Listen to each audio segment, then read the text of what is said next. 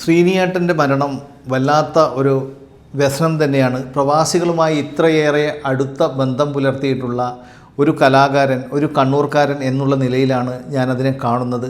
എൻ്റെ ഏറ്റവും അടുത്ത സുഹൃത്തായിട്ടുള്ള രാജഗോപാലിൻ്റെ ബ്രദർ കൂടിയാണ് ശ്രീനിയേട്ടൻ. 2008 കണ്ണൂർ അസോസിയേഷൻ്റെ കൾച്ചറൽ പ്രോഗ്രാം ഉദ്ഘാടനത്തിന് വേണ്ടി അദ്ദേഹം വരികയും അന്നു മുതലുള്ള ഒരു നല്ല ബന്ധമാണ് കാത്തു സൂക്ഷിക്കുന്നത്. പിന്നീട് പത്തേമാരി എന്ന ചിത്രത്തിൽ ഞങ്ങളുടെ മൊയ്തീനായി വേഷമിട്ടപ്പോഴും അദ്ദേഹവുമായിട്ടുള്ള ഒരു ബന്ധം കാത്തു സൂക്ഷിക്കാൻ സാധിച്ചു എന്നുള്ളതാണ്.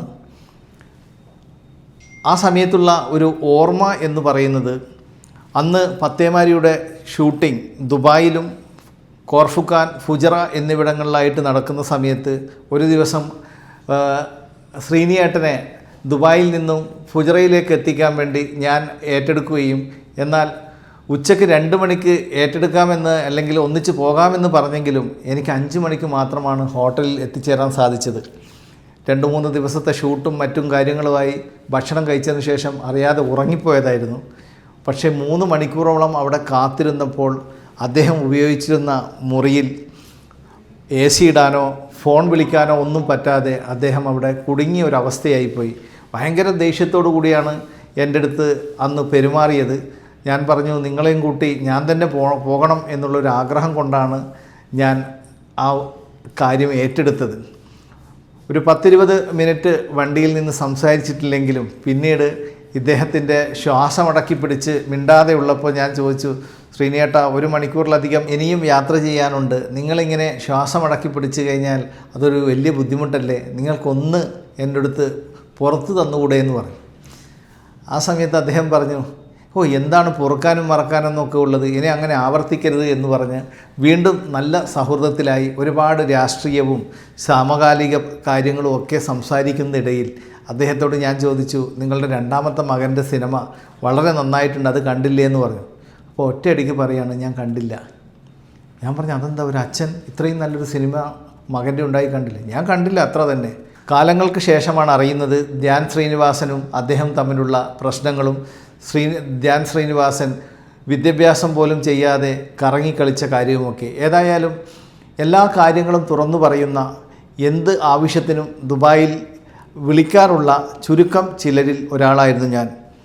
അഷ്റഫ്, EM അഷ്റഫും അതുപോലെ തന്നെ ആഷിഖും ആണ് ദുബായിൽ എന്തെങ്കിലും ആവശ്യമുണ്ടെങ്കിൽ ഞാൻ വിളിക്കാറുള്ളത് എന്ന് പലപ്പോഴും പറയാറുണ്ടായിരുന്നു.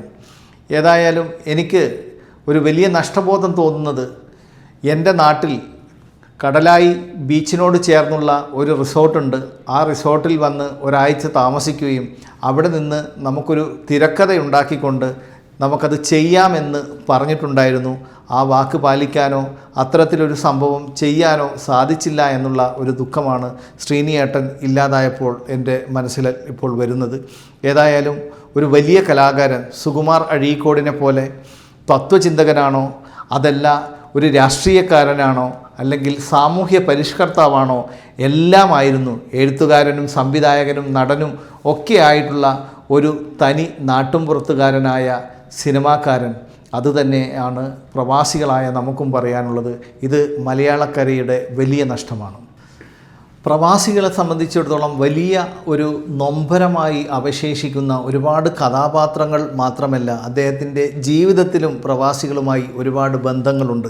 അദ്ദേഹത്തിൻ്റെ കൂടെ പഠിച്ചവർ, ഞങ്ങളുടെ ജില്ലയിൽ തന്നെയുള്ള ഒരുപാട് ആളുകളുമായി ആത്മബന്ധം പുലർത്തുമ്പോഴും അദ്ദേഹത്തിൻ്റെ സഹോദരനടക്കമുള്ള രാജഗോപാൽ അടക്കമുള്ള ആളുകൾ പ്രവാസ ഭൂമികയിലാണ്. അതുകൊണ്ടാണ് ഒരുപക്ഷെ ഡയമണ്ട് നെക്ലേസിലെ കഥാപാത്രവും ക്യൂബ മുകുന്ദൻ എന്ന അറബിക് കഥയിലെ കഥാപാത്രവും പത്തേമാരിയിലെ മൊയ്തീനും ഗദ്ദാമയിലെ റസാഖും ഒക്കെ തന്നെ ജീവിച്ചു കാണിച്ചത്.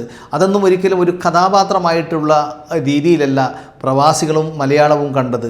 നമ്മുടെ ഇടയിലുള്ള ഒരാൾ, നമ്മളിലൊരാളായിട്ട് തന്നെ ശ്രീനിയേട്ടന് മാറാൻ സാധിച്ചു. ഒരുപാട് ആത്മബന്ധങ്ങളും ഒരുപാട് നിലപാടുകളുമുള്ള ഒരു മനുഷ്യൻ. അദ്ദേഹം മലയാളക്കരയെ വിട്ടുപിരിഞ്ഞിരിക്കുന്നു. കണ്ണൂരിൻ്റെ നഷ്ടം മാത്രമല്ല, കേരളത്തിൻ്റെ, മലയാളത്തിൻ്റെ, ഇന്ത്യൻ സിനിമയുടെ നഷ്ടം കൂടിയാണ് ശ്രീനിയേട്ടൻ്റെ ഈ വിടവാങ്ങൽ. അദ്ദേഹത്തിന് ആദരാഞ്ജലികൾ.